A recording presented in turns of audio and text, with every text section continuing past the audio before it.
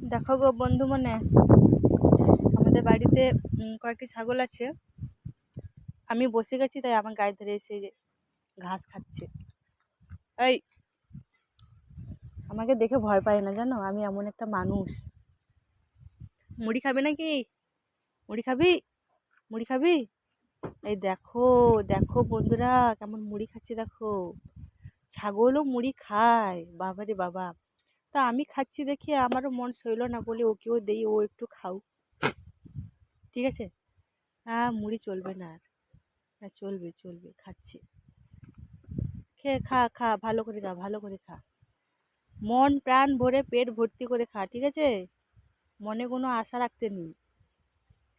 খা খা।